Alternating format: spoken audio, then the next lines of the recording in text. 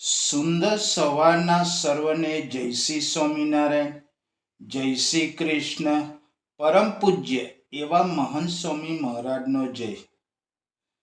સવાર સવાર એટલે સુંદર સપનાની શરૂઆત. માનવ જીવનની દરેક સવાર પ્રકાશ, આશા, ઉર્જા, નવી શરૂઆતનું પ્રતીક છે. નવી શરૂઆતનો સંદેશ છે. જીવનને ફરી નવી દિશા આપવાનો અવસર છે. દરેક સવાર આપણને કહે છે, ગઈકાલે શું ગુમાવ્યું તે ભૂલી જાઓ, આજે શું કરી શકીએ તે સમજ. જ્યારે સૂરજ ધીમે ધીમે આકાશની કિનારે ઝળહળતો ઉગે છે, તેવું લાગે છે કુદરત આપણી આત્માને કહે છે, ગઈકાલ પડી ગયા તો શું, આજે ફરી ઉઠવાની તક છે.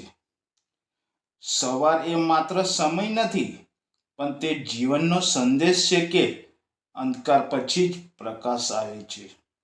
જીવનમાં મુશ્કેલી આવે છે, પણ સવારનો અર્થ છે હજી અંત નથી, શરૂઆત હવે છે. ઘણીવાર લોકો પ્રશ્ન કરે છે, સારા દિવસોની શરૂઆત કેવી રીતે કરવી?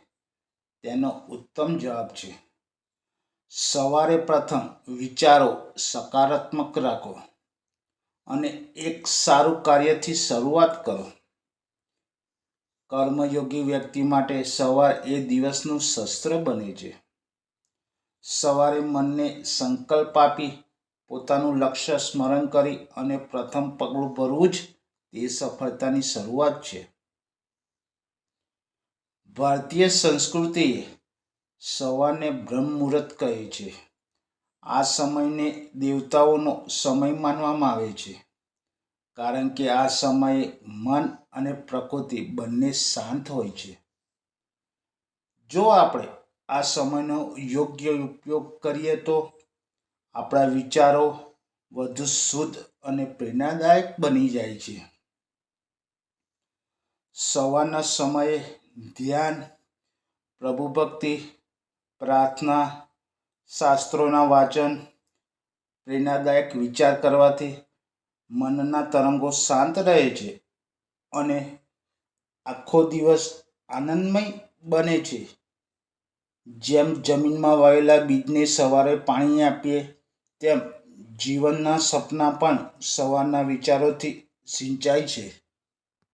સપના જોવાથી મોટું કંઈ નથી, પણ સવારના સપના એ માત્ર કલ્પના નહીં, પણ સંકલ્પથી બની જાય છે. દરેક સફળ માણસે જીવનની શરૂઆત એક સવારથી જ કરી છે. જ્યારે તેણે મનમાં વિચાર્યું, હવે હું બદલાઈશ. એ સવાર કદાચ સામાન્ય હતી, પણ એ વિચારો અસામાન્ય હતા. જીવનમાં યાદ રાખો, સવારમાં જોયેલા સપના જ સાંજે સિદ્ધિમાં ફેરવે છે.